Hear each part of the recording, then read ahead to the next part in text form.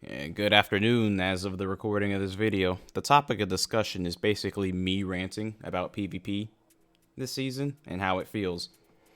If you want the short TLDR, I just think PvP is honestly unplayable and the Sandbox changes fail to honestly address many of the pain points that carried over from last season's Sandbox into this season.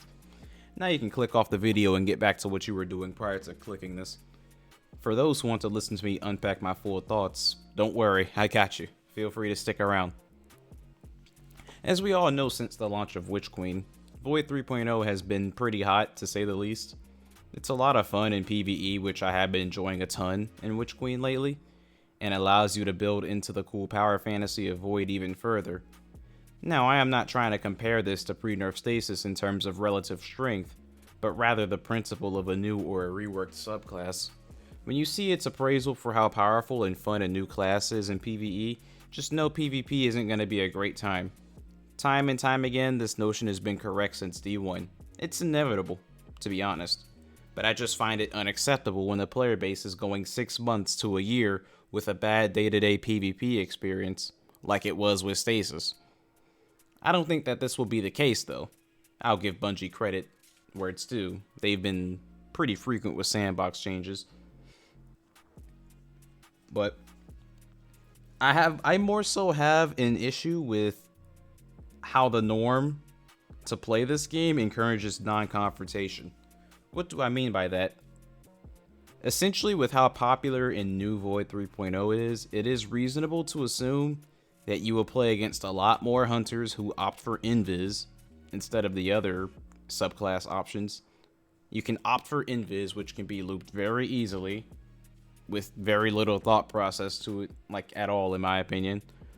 Or you could play against Titans with overshields that can be looped pretty easily too. Granted, the latter isn't really that big of a deal in the grand scheme of things because it's 45 HP, but that alone is enough to shift so many TTKs.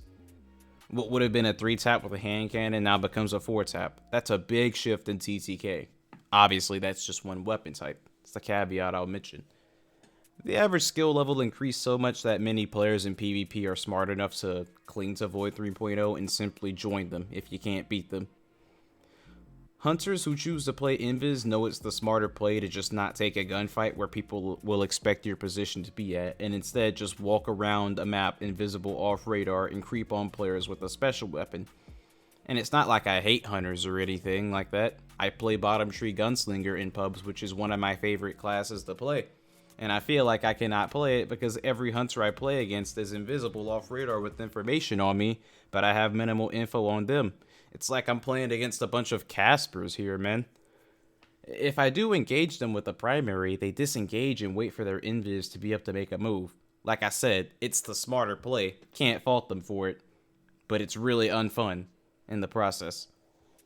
Same could be said for Titans and their overshield barricades. It's damn near impossible to capitalize on any primary damage whatsoever. So if you want to go for the kill, you have to take an RNG special weapon trade against a Titan with a overshield barricade, right? This is just 6v6, by the way. I didn't even mention survival or threes. If you ask me, I personally think threes desperately need some sort of objective mode, but I digress. Threes play out the exact same as I described in sixes. Non-confrontational gameplay and a high level. It's impossible to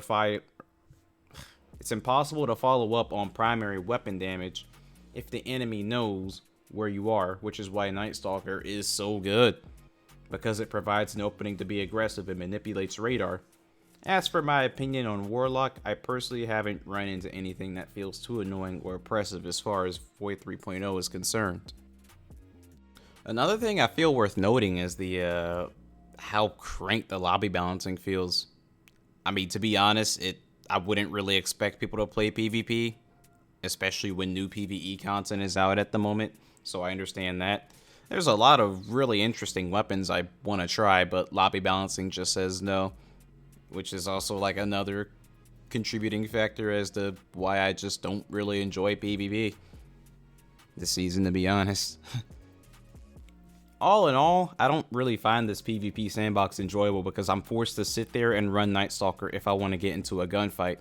As many of you regulars in the channel are aware of, I enjoy playing Titan with Peacekeepers and SMG the most, but I feel like that playstyle is a lot harder to pull off because I have to do a marathon across the map to get gunfights, just for people to instead sit and spawn and hold choke points with special weapons, or, you know, hug their teammates and just primary team shot me down.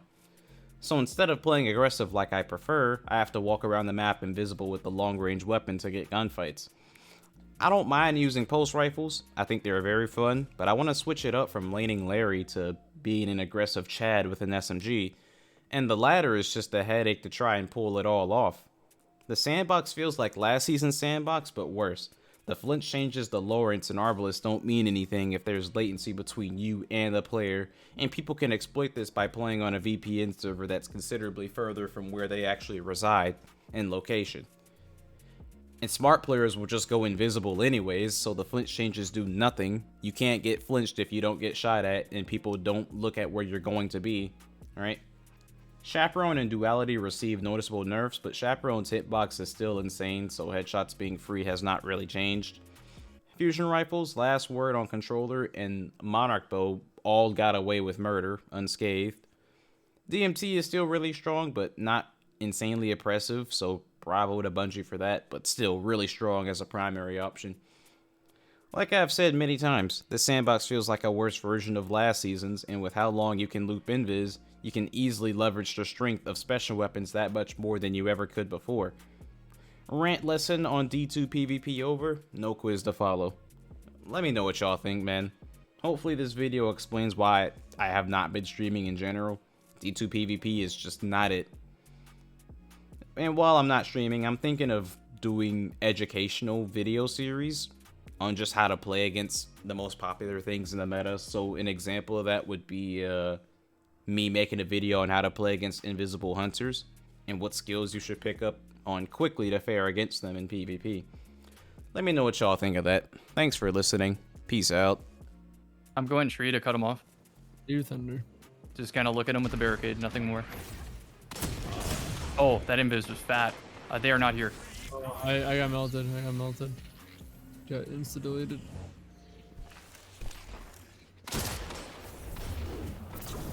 Yeah, they are. I'm rotating to you to push him off. Oh, super. Good teams. Turn it around for Drew. Not gonna break her invis.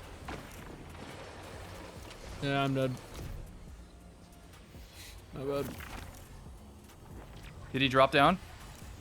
I don't know. One made it to Cinnamon. He's on hut. Okay. Okay. We can use our super. I can keep him off power. Never mind. They both see me on power. I don't know what we were fighting. They have rocket, some sort. Yeah, suppress him. He used.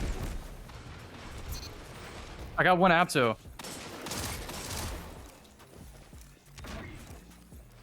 I threw all the lives there. I always thought we were in team fights.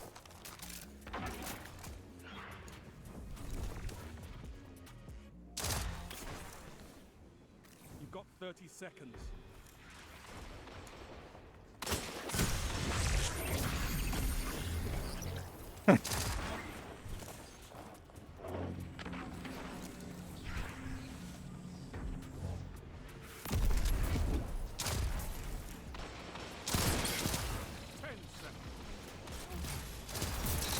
Oh! Oh! We're back in this. Good shit. Nice. 2v2. Smoking it, smoking it. What a 2v3. Y'all are nuts. Dude. I just kind of